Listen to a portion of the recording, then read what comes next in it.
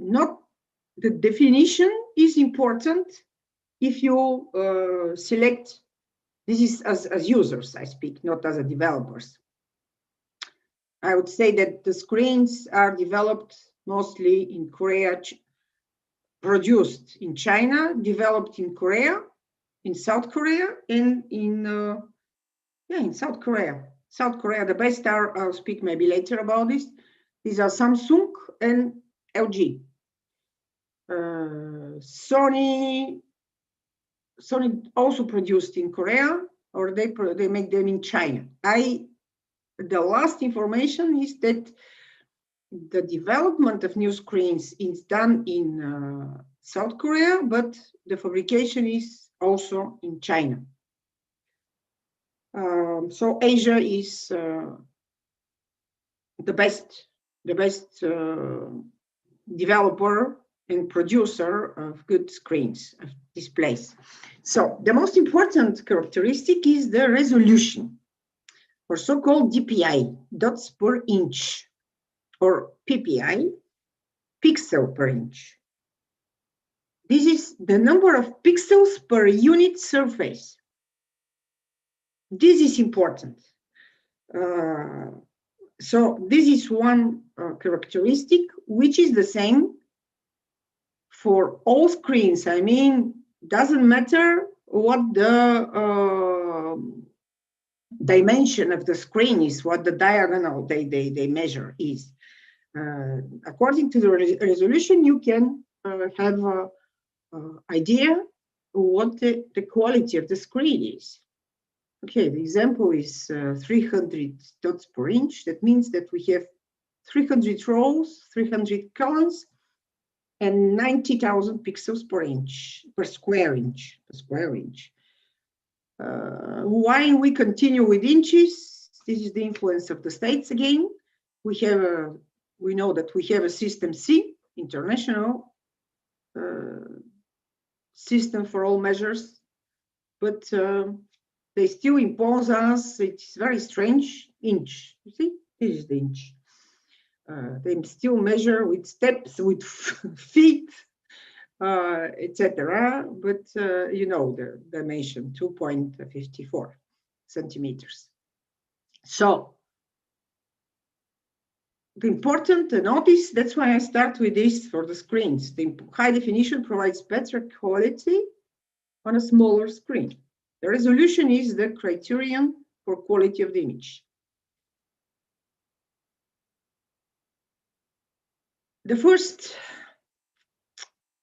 we started with the cathode ray tube. When I was a child, I watched TV on this screen, so-called CRT. It was the basis, this cathode ray tube was the basis of the first television sets, and of the first computers, and also oscilloscopes. The oscilloscopes, and a long time we used them for oscilloscopes, this principle. That's why they were so heavy, big. The dimension and the weight was great. So it was, what does it represent? Just again, as history, a tube coated with phosphorus in inner surface, in the internal surface. And the electrons were produced by electronic gun. When they came in contact with the phosphorus surface, the light produced by virtue of which we can see. It was disadvantages. They were very large, big, emit. It is by that time, again, some commercial in the optics, some publicity. These displays, they were dangerous for the eyes because they emitted electromagnetic fields. fields, just one, no more than one field. And also there was emission of small amount of X-ray band radiation. There were other problems. It was necessary to refresh the screen because of the phosphorus, and this constant refreshing resulted in headache sometimes if a long time we stayed in front of this display. They were heavy, I explained, but what is, again, commercial? Even nowadays, if you go in the optics to buy new glasses, and they offer you, okay, this one reflection, so, and this is protection. It is protection if you work in front of the computer. These glasses, they will protect your eyes from the displays that we are using now. Usually they are based on light emitting diodes. It could be new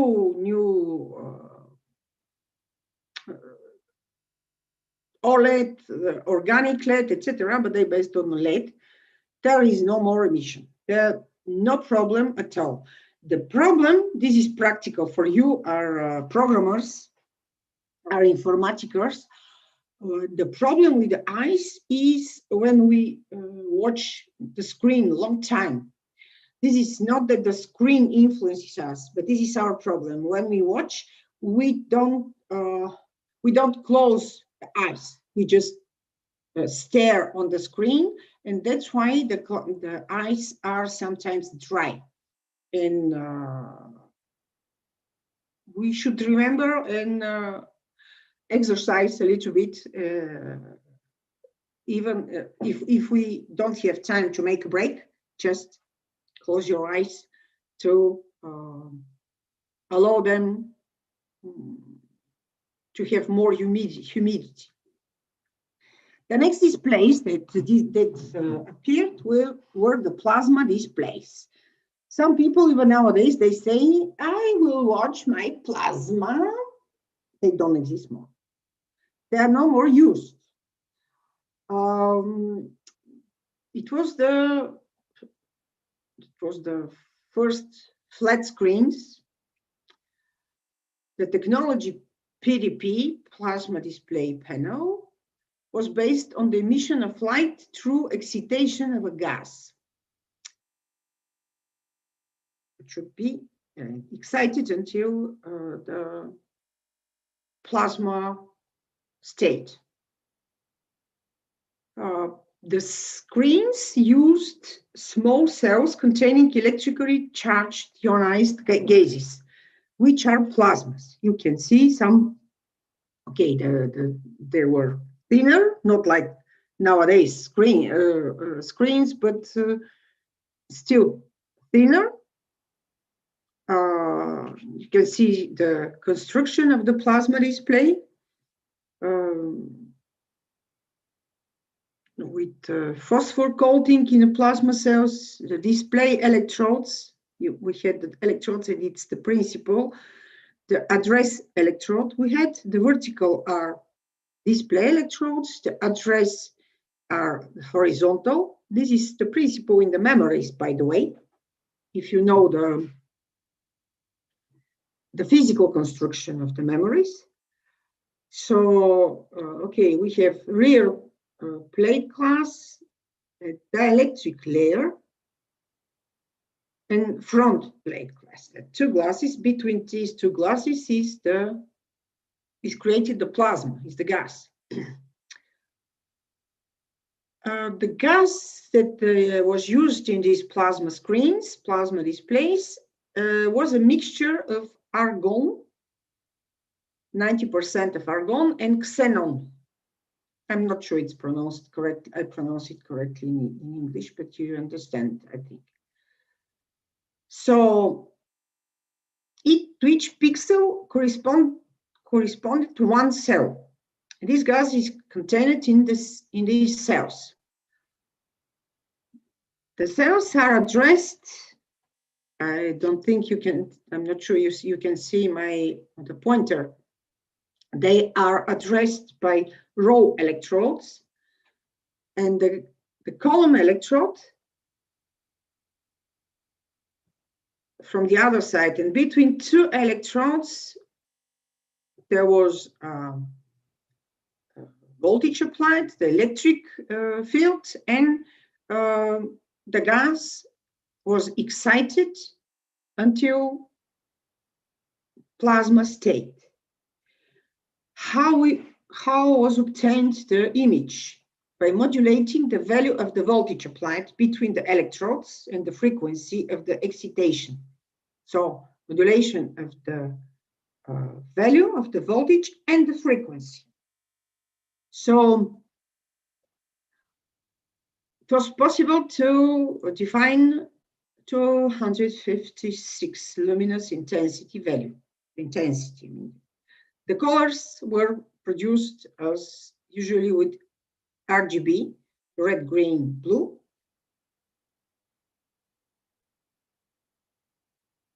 In plasma displays, there was still some radiation. I told you that there is no radiation nowadays with LEDs, with light emitting diodes. But the plasma display also, there was some ultraviolet light radiation. Okay, this is the construction of the plasma display. I told you there are the electric glass layers from both from the inner and external side, the front plate glass, the rear one. They were coated by magnesium oxide. Here you can see the electrodes, the address electrodes, the horizontal, in the display electrodes, making from both sides the matrix.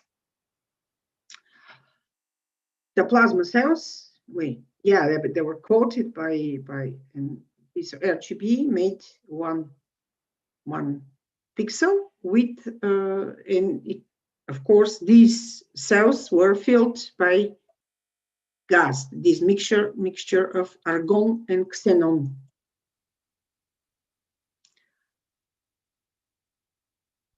So the color we obtained thanks to the blue, green, and red phosphors distributed on cells.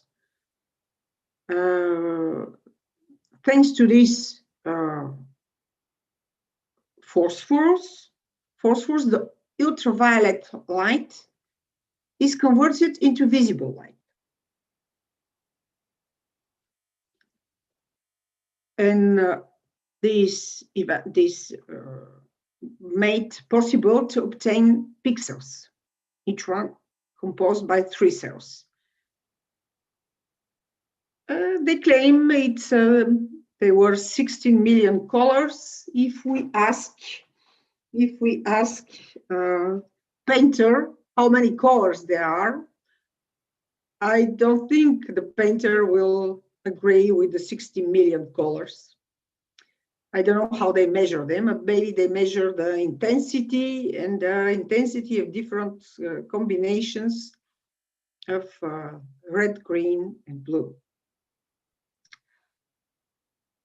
The advantage of the plasma display was that the technology made it possible to obtain very big screens, large screens, with very good contrast. But they were expensive, very expensive, and the power consumption was very high, more than 30 times more than this one of the LCD. I didn't speak of liquid crystals. It was I have also one small movie on this, the difference of both. So in 2014, I underline this, in 2014, their fabrication was discontinued. They are no more fabricated. Someone can say, I watch my plasma at home, but maybe it is a plasma made before 2014. Liquid crystal display, so-called LCD technology. It was based on a screen composed of 2 parallel transparent transparent, as it was the case with liquid crystals as well, transparent grooved plates oriented at 90 degrees. See the plates and the orientation. Between these plates, there was a thin layer of liquid containing specific molecules, so-called liquid crystals. These crystals, they have different orientation when electric current is applied. See, depending on this orientation,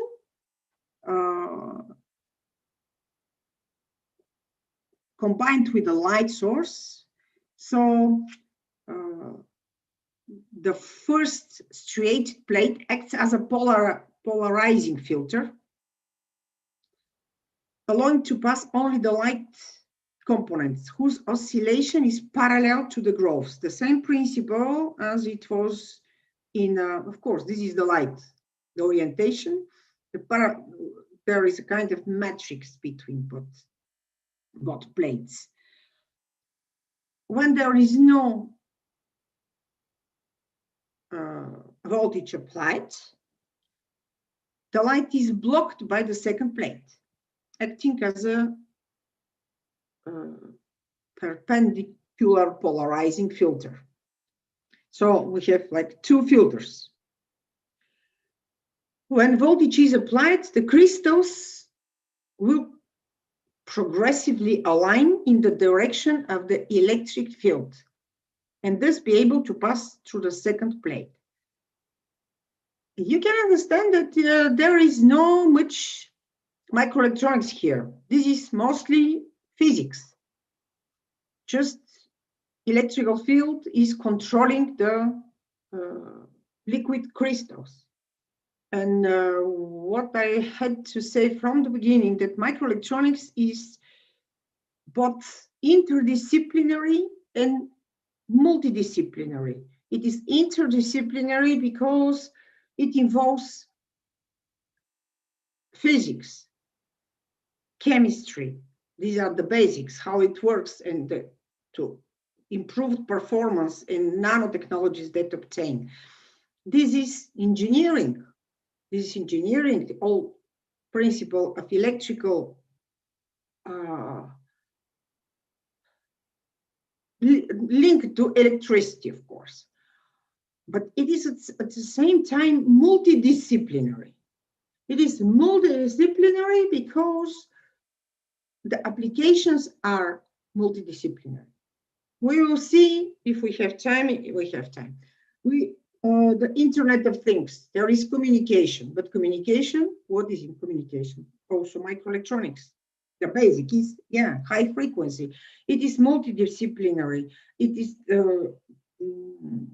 embedded systems. This is programming plus microelectronics. All computer sciences, yes, it is great to be programmer, but what can you program? Can you program on the page with the pen? Without software experts, we are not able to design our integrated circuits, because with these milliards of transistors, the principle of the design nowadays is also very close to maybe based on programming in C and C++, because we have also libraries, we have libraries with components with IPs, so-called IPs, intellectual products. Otherwise, it is impossible. So it is also multidisciplinary. And I switch to some other topics in order not to be so boring with pure techniques. For example, one of my PhD students now works for Bosch software. In the Bosch is making nowadays software for the electronic cars. But he studied electronics. But they ask people able to program, but to understand what they're programming, to understand the electronics inside. So it is multidisciplinary, and nowadays the world is multidisciplinary. Again, some examples of the liquid crystals. Usually they were used for the screens of the electronic watches. So each pixel was controlled by a transistor. The response time, thanks to it, was very short, between 8 and 10 milliseconds. I explained already that one pixel is composed by 3 subpixels, red, green, and blue.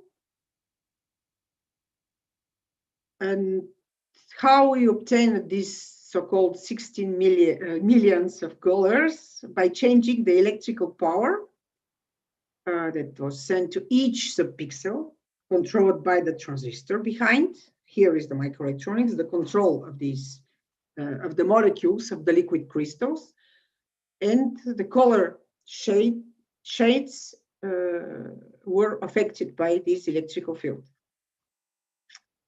They also had disadvantages. With the time, they lost brightness, and the response times was slower. When the temperature was low enough.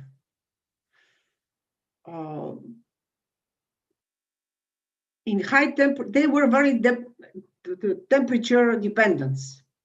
Thermal dependency was very high. In high temperature, the contrast was lost. So, at the refresh, you notice they didn't refresh very quickly the screen. The applications, nowadays, I think that most of them are replaced by LEDs, but for example, what you can see on the bottom right, you can't imagine that it could be the control system of a power plant. Who will replace the screens of this control system? This is absolutely.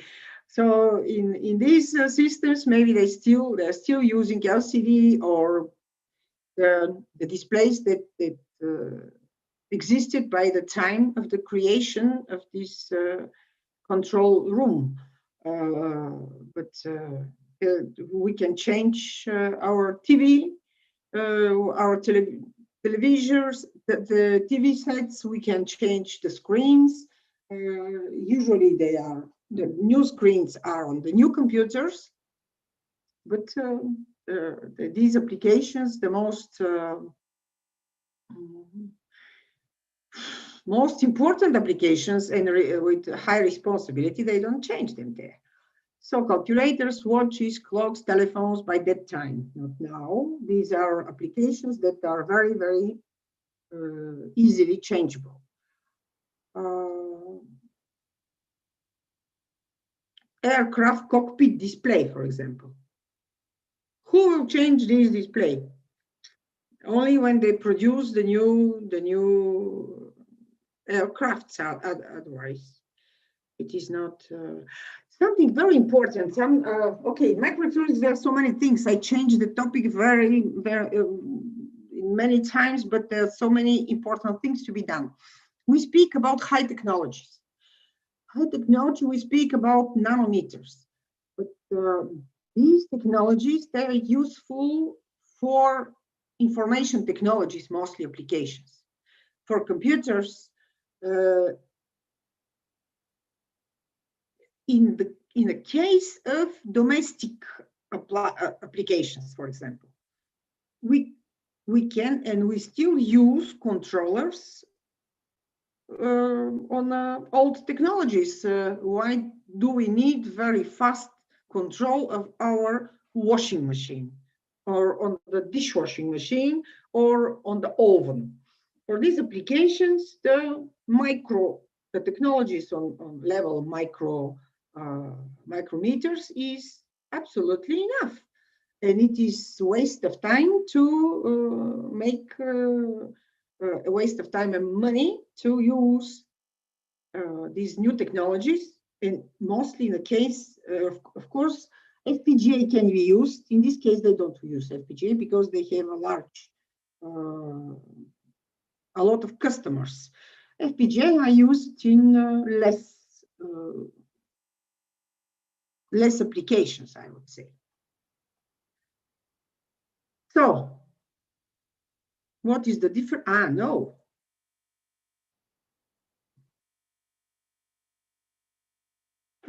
In this mode, I can't, okay, so it will be this way. But I have to share the screen in a different mode, display. And share the sound, okay. I hope the students understand Russian as well, yeah? Yes, of course. Oh, no, merci.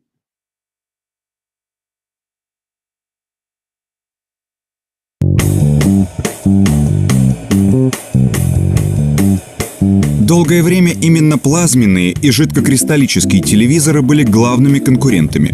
Объясним, в чем суть каждой из этих технологий. Экран плазменного телевизора представляет собой стеклянную колбу из множества ячеек, заполненных газом. В нее вмонтирована своеобразная сетка из электрических проводников. При подаче электричества газ превращается в плазму. Она-то и вызывает свечение флуоресцирующих элементов на внешней стороне ячеек. Картинка состоит из тысяч таких крошечных кинескопов. Всеми элементами управляет процессор, который подбирает цвет свечения каждой ячейки, то есть пикселя. Таким образом создаются изображения. В ЖК-телевизорах экран многослойный с подсветкой. Тонкий слой жидкокристаллического материала расположен между поляризационными фильтрами. Работа такого дисплея, по сути, лишь изменение светопроницаемости кристаллической матрицы. Ячейки, субпикселы, наполненные жидкими кристаллами, меняют свою прозрачность при прохождении через них света. Этой прозрачностью можно управлять, добиваясь яркости экрана, а используя цветные фильтры, получать на нем разноцветную картинку. Сейчас мы с вами плазменный телевизор на рынке практически не найдем.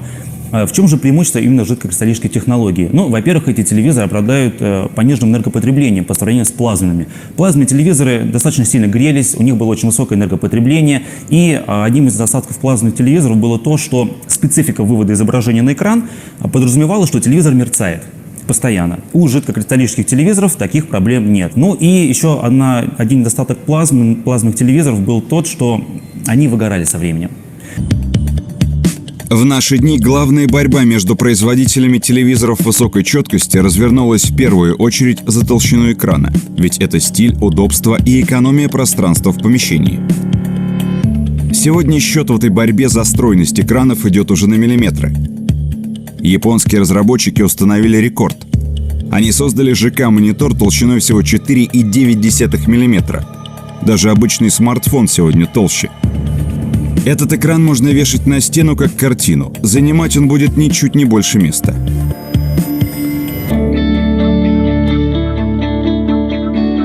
Современные телевизоры потеряли в толщине и в весе, но приобрели огромный набор новых возможностей. Самое главное, что качество их изображений возросло многократно. Если первые экраны высокой четкости, так называемые Full HD телевизоры, выдавали картинку в 5 раз лучше по сравнению с кинескопом, то новейший формат 4К повышает качество Full HD изображения еще в 4 раза.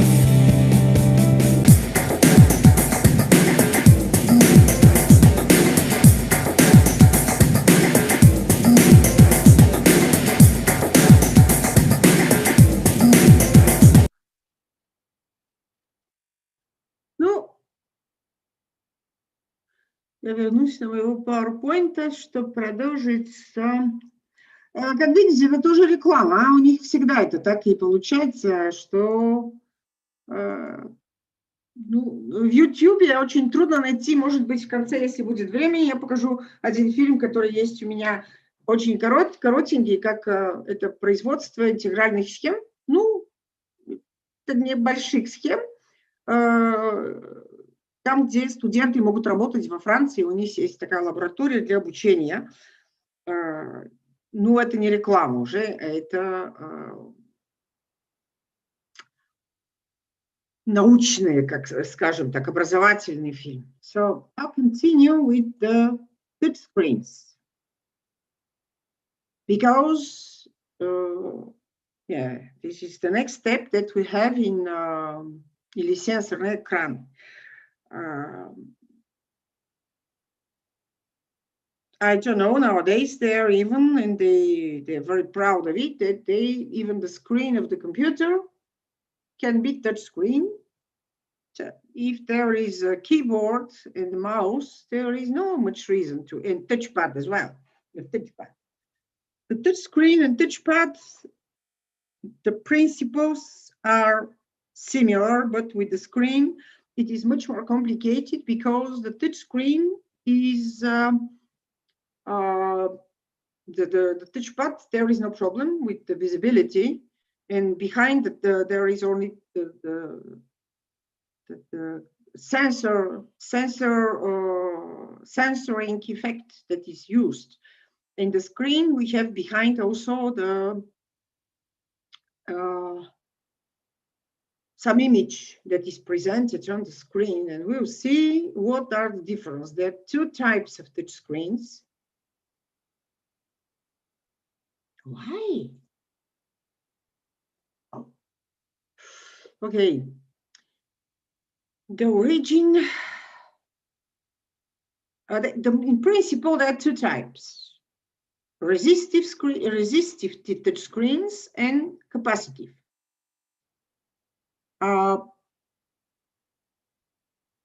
In 1953, they started with first capacitive sensors.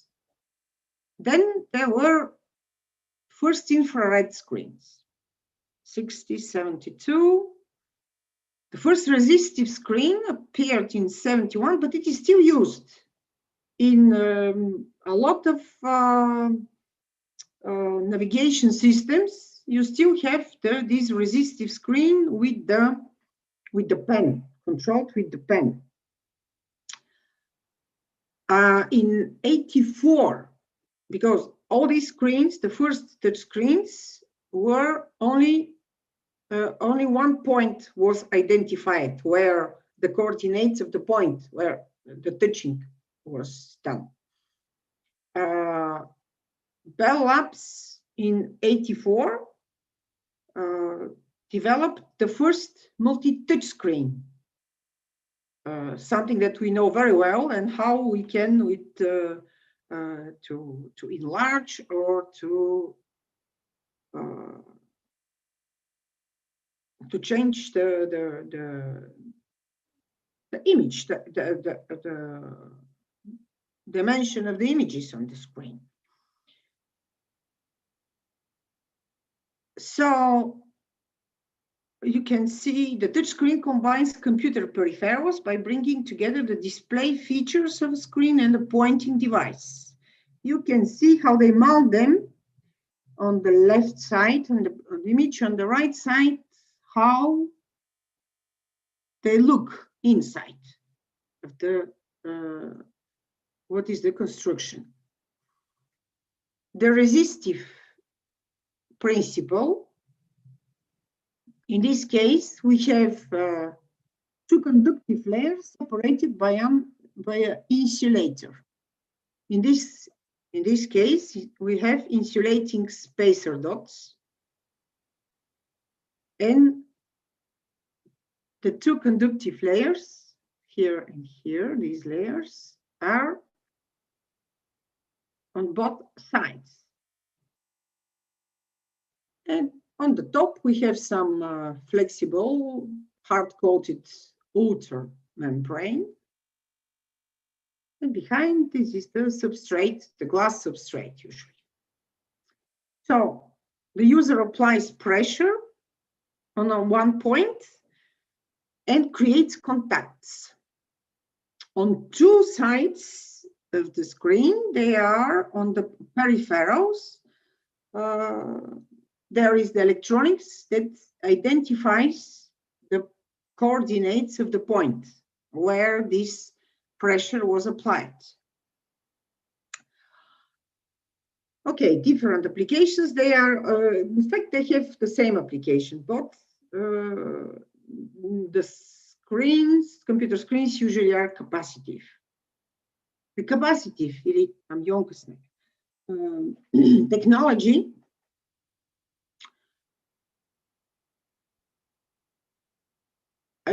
what you can see on the left, the principle, we have electrodes on these sides. We have a glass substrate, conductive layer, and protective coating. What is the principle in these touchscreens using capacitive technology?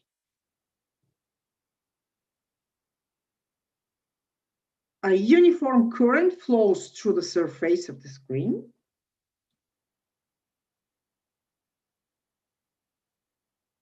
The user, when it touches, withdraws part of the current. So the principle is just the opposite of the principle of resistive. In resistive technology, we create contact electrical. In this case, we withdraw part of the current. The contact point is calculated according to the current value at the four corners of the screen. The value of the current in these points. You can you imagine how complicated the algorithms are of this calculation and how precise should be this device. So external terminals, all the touchpads, iPhone uses them, and nowadays I think that almost all touch screens are based on capacitive technology. I will show you. So I don't know. I worked a long time to find useful movies that give you impression, because just some presentations, when the lectures are live, we can show something, we can test something, I can show you some screen and test how they work and not, but to make a little bit more interesting this lecture, and to have more demonstrations, I selected some movies which I can't show here. Should go and show. I hope it's not very long, this one. A new sharing.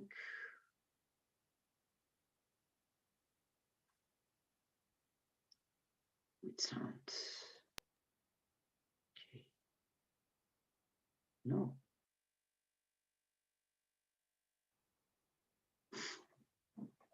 Всем привет! Современные смартфоны или планшеты – это в большинстве своем квадратные экраны с парой-тройкой кнопок. Роль устройства для ввода информации полностью берет на себя тач-панель или сенсорный дисплей. Но как он работает и чем отличаются одни тачи от других и что лучше? Давайте разберемся вместе.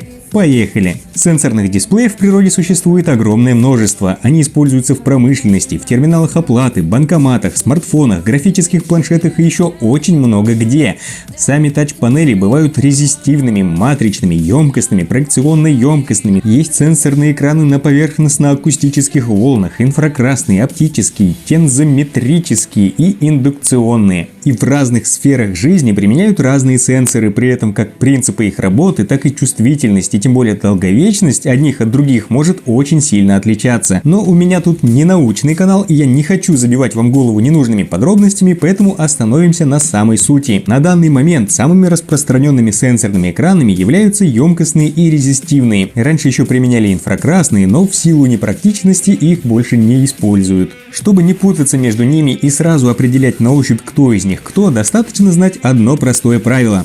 Резистивные экраны чувствительны к нажатию, а емкостные касанию. Эта разница обусловлена конструкцией тача и никак не может быть изменена программно, хоть на просторах интернета мне однажды пытались доказать обратное. Резистивный сенсорный экран – это стеклянная панель с гибкой пластиковой мембраной. На саму панель, как и на мембрану, нанесено резистивное покрытие, а пространство между стеклом и мембраной заполнено микроизоляторами, которые равномерно распределены по экрану и изолируют проводящие поверхности. Если говорить очень грубо и в двух словах, то данный дисплей находится под постоянным током в 5 вольт, а когда на экран нажимают, панель и мембрана замыкаются. Меняется напряжение, и процессор, регистрируя изменение сопротивления, вычисляет координаты нажатия и преобразует его в координаты x, y. Подробнее об этом процессе можете почитать по ссылкам в описании. Вследствие того, что в резистивном тач-экране используются принципы замера изменения сопротивления, а на английском сопротивление это resistance, то сенсоры и назвали резистивными. На них можно нажимать чем угодно – пером, стилусом, ногтем, пальцем, тыкать палкой, он реагирует на все, что его нажимает. Но есть как достоинства, например, можно елозить по экрану вилкой и он будет реагировать, так и недостатки. Например, недолговечность, наличие гибкой мембраны и плохая светопроводимость.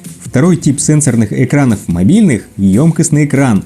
Он реагирует на касание, а в основе принципа его работы лежит замер изменения напряжения на поверхности за счет электропроводности самого человека. По углам емкостного сенсорного экрана расположены электроды, которые подают на экран небольшой переменный ток, образуя сетку. При прикосновении нарушается структура этой сетки за счет того, что тело человека забирает часть тока себе, и в электрическом поле тача образуется утечка в виде точки, потенциал которой меньше, чем потенциал у электродов. Процессору остается лишь снять данные с электродов и вычислить координаты точки касания. Однако такая модель способна распознать всего одно касание. Стало быть, мультитач реализовать здесь не получится. Поэтому для мультитача на обратную сторону экрана и нанесена целая сетка из таких электродов, которую мы и привыкли называть сеткой тача. На некоторых дешевых девайсах она даже видна на солнце. И вот чем больше таких электродов в экране, тем больше одновременных касаний может распознать девайс, и тем точнее отображаются касания. Кстати, такую структуру называют проекционно-емкостными экранами, но для упрощения можно называть их просто емкостными. Отсюда и появляются в характеристиках смартфона данные, например, мультитач на 2, 5 или 10 касаний,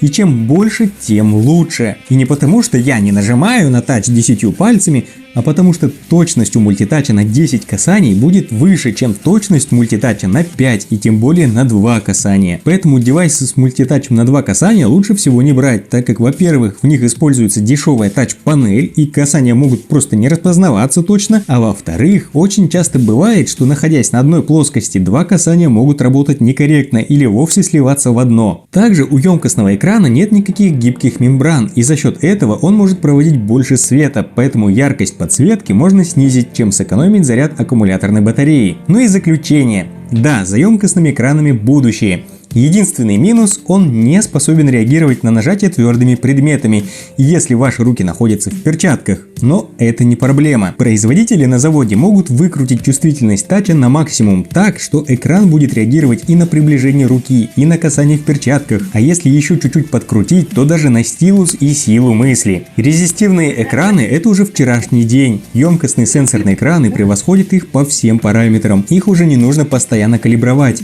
Легкие касания заменили нам нервные нажатия, а на смену постоянно теряющимся стилусам пришли пальцы. Хотя у некоторых они тоже теряются, но это совсем уже другая история. Некоторые производители до сих пор выпускают смартфоны или планшеты со стилусами, как, например, линейка Galaxy Note у Samsung, но там используются специальные емкостные стилусы, работающие в паре со смартфоном или планшетом. Однако мне кажется, что все это на любителя. На этом все. Подписывайтесь на канал, чтобы узнать больше об устройстве и принципах работы мобильного железа и всего, что с ним связано. Вступайте в группу ВКонтакте и заглядывайте на второй канал. Конечно же, ставьте оценки этому видео. Пока! Вы это видели, но есть еще один сам очень... Что позволило смартфонам стать технологией настолько привычной для нашей жизни, что сегодня нам страшнее потерять. Есть еще разница, ну, это по-английски есть еще разница, они зависят от воды.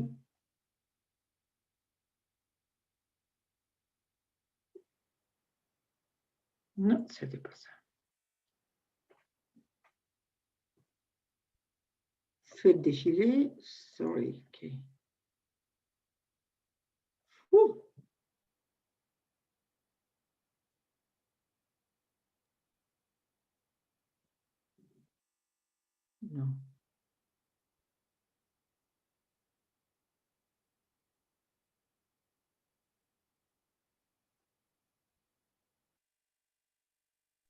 Славка, это без звука, да? Да, я думала, что там был другого фильма, нашла, но очень много получилось и отказалась от этого. Здесь написано, да, можно читать. Там были демонстрации, что некоторые, да, уже чувствительность многих таких капацитивных, вы можете и в начале, те, которые были разработаны, не было никакой чувствительности, потому что это от нашего электростатического поля. Нашим электростатическим полем мы управляем. А если у нас перчатки, зависит, какие перчатки, если они из кожи или такие вообще вы не успеете управлять тачскрином, экраном сенсорным. Но там была демонстрация, тоже зависит от воды. Ну, я не того... Ну, ничего, наверное, может, в будущем будут еще лекции, я найду. Но так много могу показать, рассказать, что невозможно в одном, ну, в трех часах. Это очень много. Хотелось показать что-то, но это совсем короткое Internet of Things. Это был принцип этих экранов, и было другое тоже зависимость от воды. Так что I'm not sure you want to. Finger is electrically conductive. Yeah. Это наше электростатическое поле, которое управляем.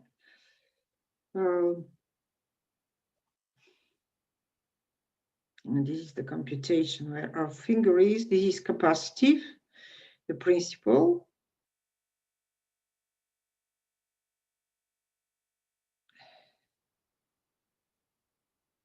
How they measure where it is done.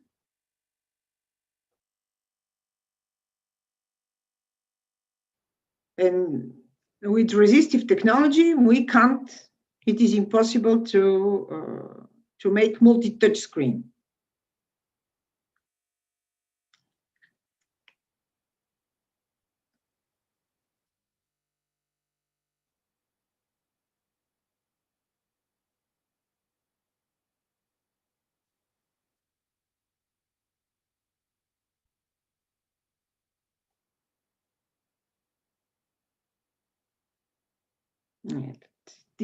You can read this, that it could be the computation between the two, but in capacitive technology, you have already multi-touch screen, and this is what in nowadays phones have.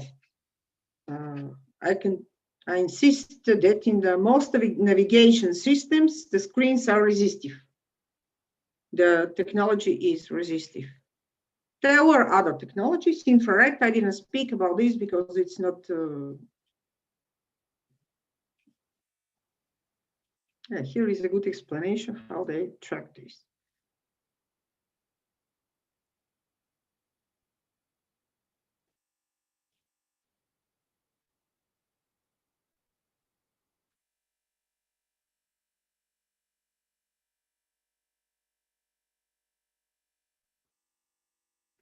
Of course, it's not done by touching, it is the software behind. The position is calculated and there is a, okay. So. Hi, this is Tablet Technologies, and we're going to take a look at the Conquer NX8 tablet with capacitive screen and compare it against the resistive screen version. So traditionally we've sold the Conquer NX.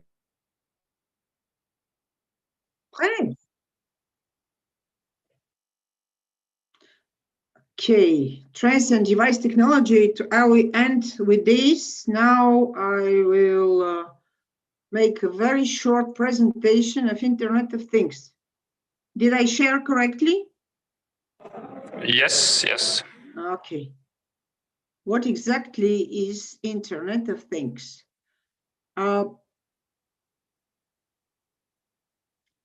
This is what is the difference? Maybe you know. Of course, the students know. Internet, before there was just called Internet, but it was Internet of humans. Internet connecting humans, although it connected computers. Why Internet of Things? Because this is the, I'm sorry again, sorry. Why Internet of Things? Because it is connection. What I spoke at the beginning, our experience of my PhD students with ETH Zurich, it was not internet. There was a connection, wireless connection, but it was not through internet. Nowadays, internet is used already to communicate between the sensors. It is mostly sensors with some other devices, and could be sensors and machines even. Smart systems, okay, these new smart systems, intelligent sensors, and something about sensors I want to mention. It's something what engineers should know. Many nowadays they speak about intelligent sensors or about digital sensors. It doesn't exist. The world is analog. Everything around us is analog. The temperature, the speed, everything is analog. Our life is analog. Okay, some physicists don't agree. They say, no, the world is quantum. This is the quantum physics. We don't think on this level. We think on our life. Everything that we measure is analog. So the sensor measures analog values. Of course, it needs analog digital converter because we know that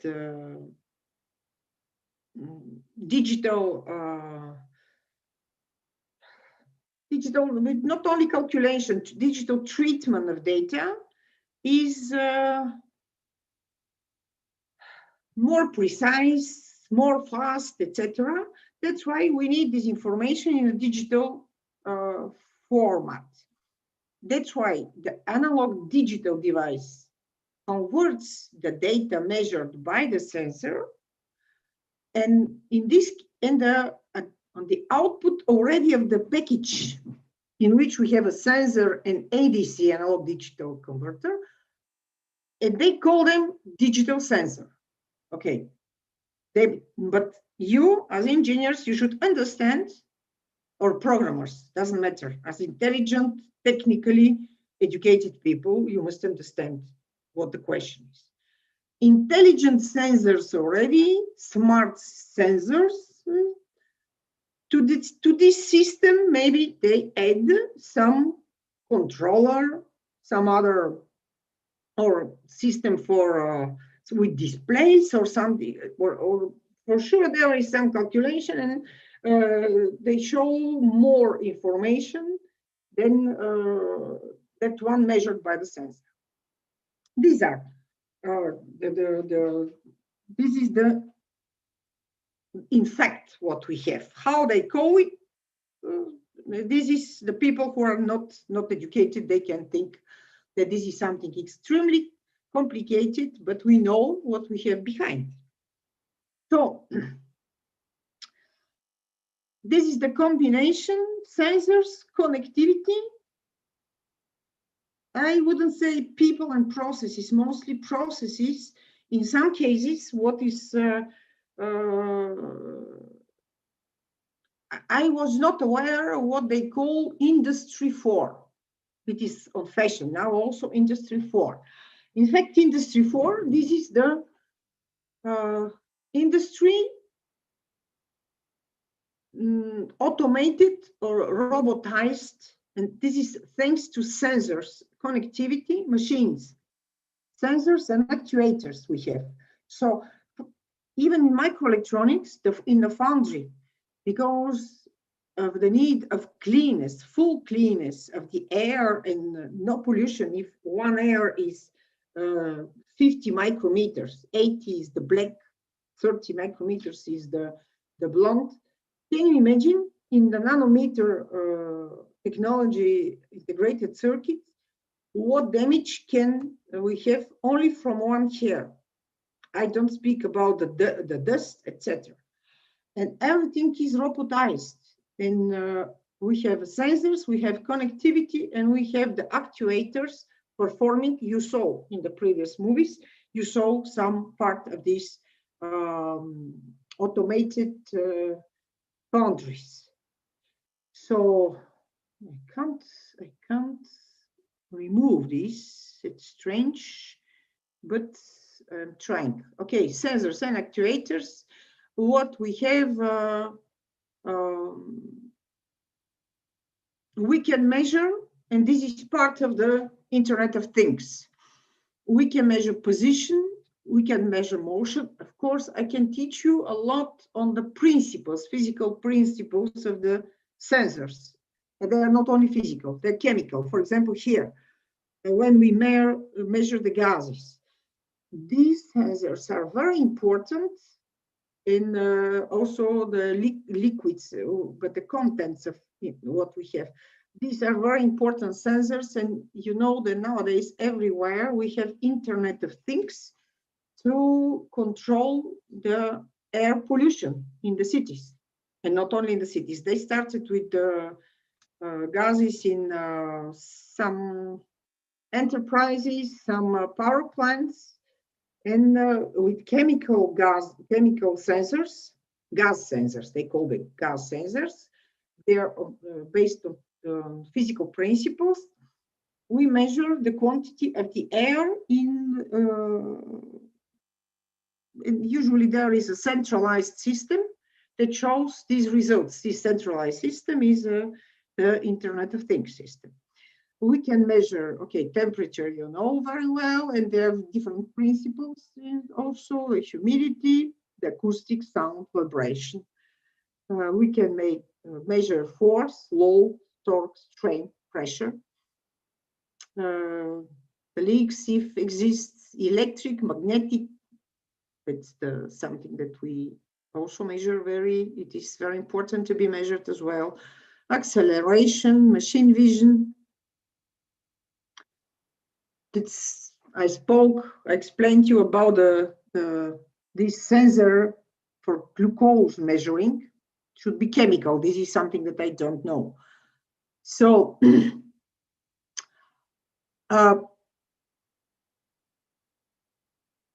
GPS sensors, okay. Eye and ears using cameras and microphones. We can measure where the digital nervous, the human body, we are also, our body is, part of our body is a sensor system. The eyes, the ears, that's, we use these principles for the cameras and microphones. And the sensors that for touching that we have, these are also our biological sensors.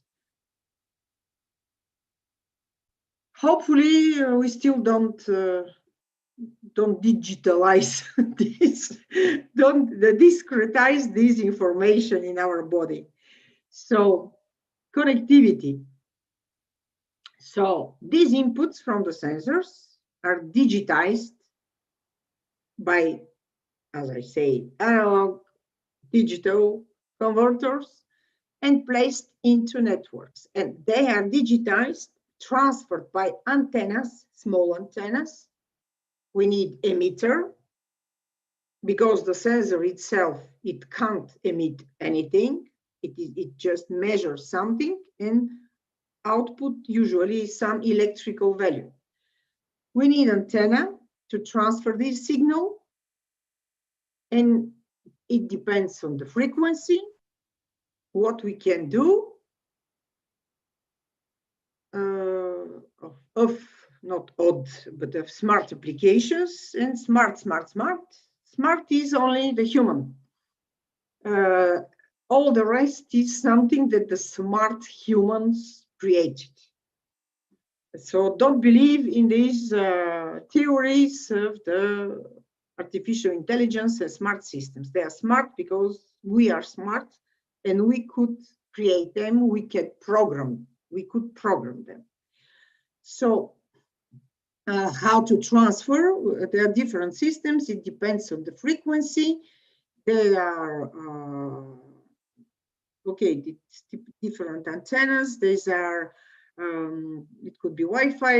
It could be Bluetooth. It could be, but these are different communication possibilities. Ethernet, and usually this is wide area network,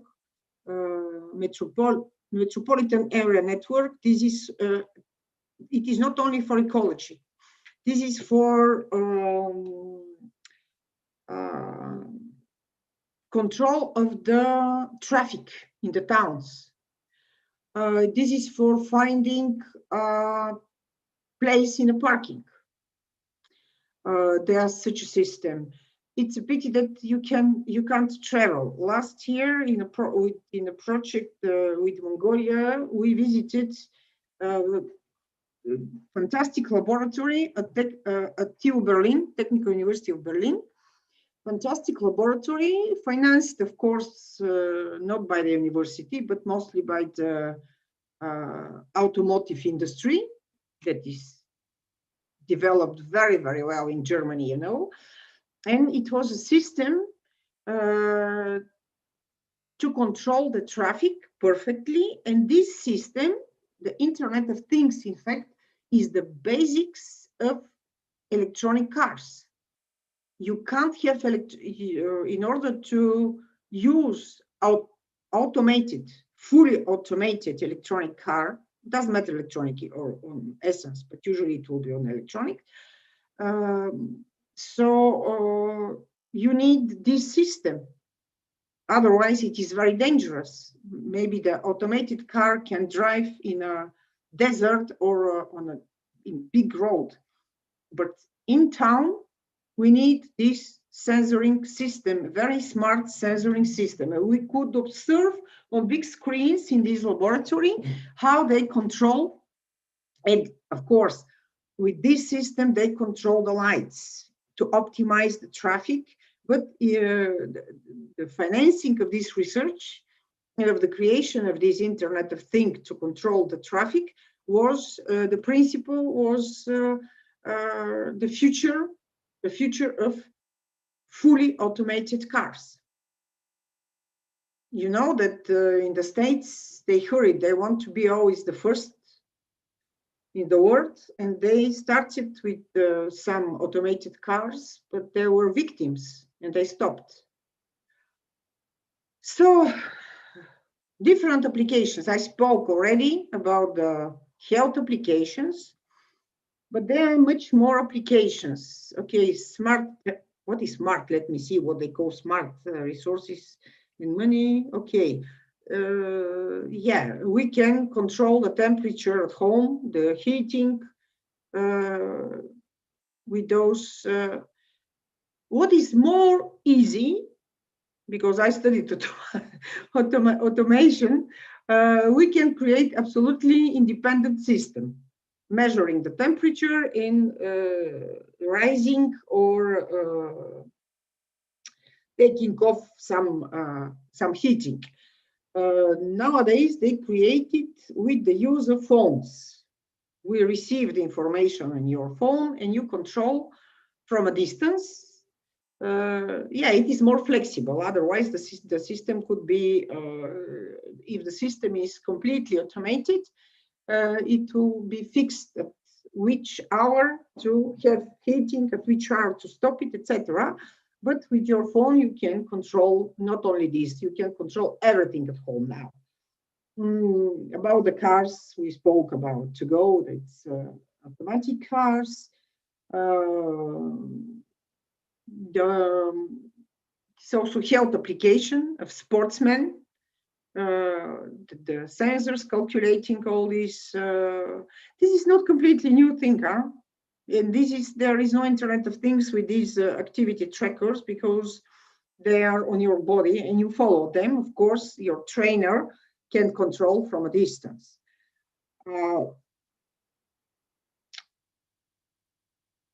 Smart outlets, you can from a distance control your electrical devices at home, etc. Parking sensors. I spoke about the parkings and about the traffic control. Yeah, in the smart city, so-called smart cities, you can see that everything is smart except we.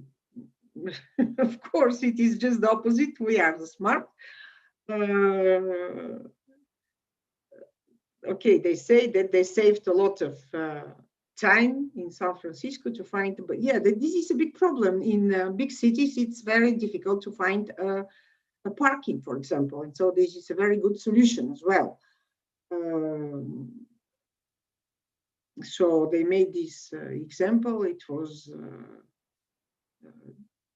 facilitates a lot. Healthcare, I spoke about some applications, and this is a very good example, and they use them for observing the elder people living alone at home. With different sensors, they measure where they are. If they move not, they can measure their pressure, they can measure, sensors. We can have sensors that measuring their pressure, measuring the movement, and if there is some problem, the children or the doctor can act and in urgency help them. This is also very useful. When we worked with ETH Zurich many years ago, when Internet of Things was not yet a term, these kind of sensors were used for the people working on petroleum platforms, because they are in the middle of the sea, the ocean, and there are few people there, and there are not many people to help them. So such systems were used, and if there was some problem, some health problem, or some emergency problem, helicopter was sent to help them. You may ask why these systems are not used in Arctic and Antarctic regions. And the big problem is that the sensors are very sensitive to the temperature. And when it's very cold, there are a lot of problems. Not only the sensor, you know, the electronics is very dependent on the temperature. And at so low temperatures, the functioning is not so reliable. The same is in the space, because this project is about space applications, the integrated circuits. There are a lot of research on the specificity of integrated circuits in the space. It's a question of pressure, it's a question of radiation that we have. In Toulouse, in South Toulouse, this institute, they work a lot on microelectronics for space applications. So smart buildings, about controlling the light, controlling the heat, it is also a good application. I want to show you the movie as well. That's why I hurry. So trends in devices. I hope I did trends in devices. I'm not sure. Okay, it's better to share the screen because I will go to the sound. Okay, trends in devices. Oh. Okay, that's okay. Nanoscale to microscale, what we have in nanometers, nanotools. It's okay to continue with the future in ambient intelligence. We call it not artificial, ambient intelligence. These devices that are sensitive and responsible to our presence, etc. More than Moore, the next expectations. This is what Intel presents to carbon nanotubes. There are a lot of research, since long time. For now, it's okay. They work very well in carbon nanotubes. I want to present you what is the future, maybe, because maybe in 5 years, everything will be completely different from nowadays. Maybe we will not more use silicon. Carbon is very, okay, there are a lot of expectations for it, but until now, the problem is interface. The interface is the problem with the, I wanted to make a presentation on the quantum computers, but quantum computers, okay, they're okay, but the interface is the problem. How to connect these quantum computers to the keyboard, to the mouse, to us, to the humans. So this is the problem. Maybe it will be the future. The carbon nanotubes, so they have fantastic characteristics, but we still don't know when the problem with the interface, with the packaging will be solved. So what we expect, novel functionality, extending Moore's law in 3D, it already exists in the new transistors, the energy efficient design, etc. Zero power concepts, these are just concepts, not so realistic. With Australian PhD students, I had, we collaborated with them, and this is a little bit, it is more politics than real engineering, what they say. Trends in materials, 3-5 compounds, these are gallium arsenide, what I spoke, different contacts, nanowires, etc. I'll go to the movie with the challenges before. Below 10 nanometers, I want to end with the movie of Taiwanese company that is really the best in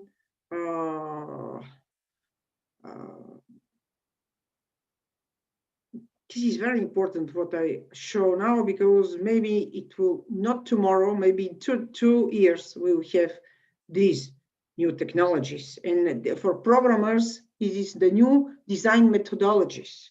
With these milliards transistors, we need really new approaches to the design of integrated circuits.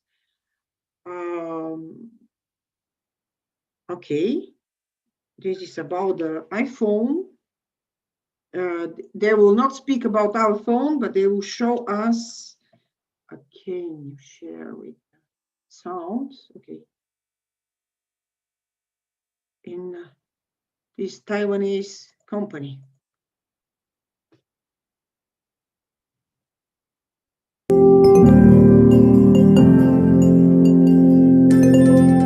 L'Aqua Group and its ecosystem. Over 30 years, Taiwan underwent massive industrialization in what has become known as the Taiwan Miracle. Huge tech firms grew, becoming household names: Asus, HTC, Acer. TSMC. At the centre of this was the semiconductor industry, led by a company you've probably never heard of, TSMC. It's one of the largest semiconductor manufacturers in the world, producing the chips inside some of the best phones, including the iPhone 11. It is most likely if you have a smartphone, you have something made by TSMC. And these chips were only made possible thanks to the discovery of semiconductors. Why is semiconductor important or interesting? Because it changes your life. With factories, or fabs as they are known, across the globe, the largest is here in Taiwan. And we've been granted exclusive access to see just how those chips that form the heart of our electronic devices are created. But before we could go into the fab, there was quite a process to undergo. I have to take my shoes off on the carpet. then put them in a locker, it seems. And that was just the start. I had to put on a hairnet, wash my hands, and wear this to keep the dust out. Phew. But it is time for an air shower. Weird, I feel like I'm in a tumble dryer. The manufacturing of wafers has to be extremely precise. They cannot tolerate any particles that may fall onto the wafer and damage the chips. So finally we were allowed in the factory, and there was a good reason for all of that faff. The speed of these chips relies on how many transistors you can cram into a tiny space. And when I say tiny, I'm talking nanometers. So even specks of dust would matter. I don't really know how to describe how fine that 5 nanometer or 7 nanometer is. But I think people very often say, if you look at 28 nanometer, it was like 1/1000th of the diameter of a human hair. In this fully automated factory, the lights are kept yellow to protect the product, and the machinery is moving all around. But there are quite a few things in here we're not allowed to film, because this is seriously cutting-edge technology, so it needs to remain pretty secret. We have to protect our customers' information, whichever way we can. And so basically, we do not allow cameras to freely roam inside our fab, is because inevitably they may pick up customer information. Between all the automated devices in this facility, they travel 400,000 kilometres a day. To put that into context, that's 10 times around Earth. All of this is about the concept of keeping up with Moore's law, as predicted by Intel engineer Gordon Moore in the 60s. It refers to the doubling of transistors on a chip every 2 years, whilst the cost is halved. A concept increasingly hard to keep up with, despite us expecting a lot more from our ever-connected lives. The next driver is what we call ubiquitous computing. It is computation everywhere, at any time. All the devices are connected. Billions and billions of edge devices that are smart, that can compute at any time and communicate and link. And that will be the future enabled by semiconductors. Okay. So, change, no, just... Вы можете остановить мой экран, потому что... All chips start out with a very simple raw material, sand. Sand is primarily made up of silicon dioxide or silica. Вы остановили? Я не вернусь. I don't want to share the screen. Stop.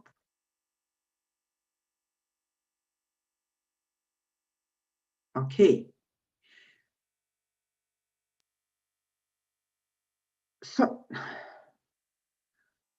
Ну, так много еще можно рассказать, и есть связь или нету?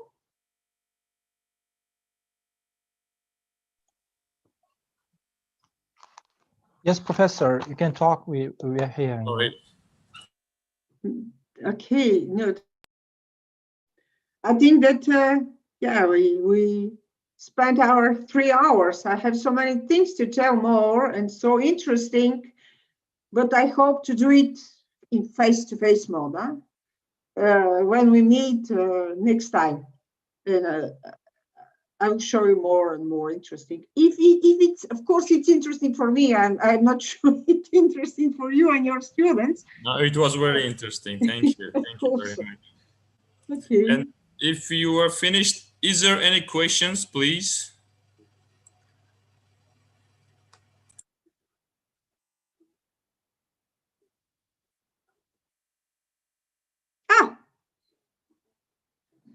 My student.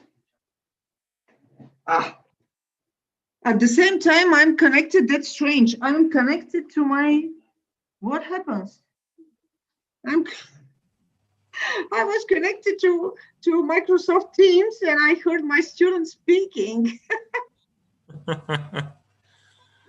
Great. They're also listening, but they are in the French faculty. Okay, good, not bad. So it was even dissemination, not only within the Uzbekistan. So Yeah, but the truth is that it was on the other computer, and I didn't know I was with them. Good. круто, круто. Хорошо. Ну, Олег Непомнящий спрашивает опять-таки насчет презентаций. а я вам пошлю по мейлу? Да, по имейлу, если мне отправите, мы поставим его на веб-страницу. Я отправлю. Мне кажется, что есть, не знаю, в Microsoft Teams я могу там студентам это, но потому что в Zoom, не знаю, есть такая возможность. Я вам пошлю. Сейчас, когда закончим, я пошлю, чтобы не забыла. Хорошо. Потом, Хорошо, спасибо. Спасибо большое. Спасибо за внимание. Спасибо всем. И мы сделаем опрос о самой, так сказать, и организации, и вообще questionnaire. Пожалуйста, будьте активны. Это будет и плюс, наверное, для проекта, так как отзывы слушателей все-таки нам нужны. Ну, профессор знает больше. Спасибо большое всем. Спасибо вам. Thank you very much. Рахмат хамаге. Have a nice day and successful year. Yep. And I think it is lunchtime. Всем удачи, хорошего дня. Спасибо, спасибо. Рахмат хамаге, сау болидар. Сау болидар. Rahmat.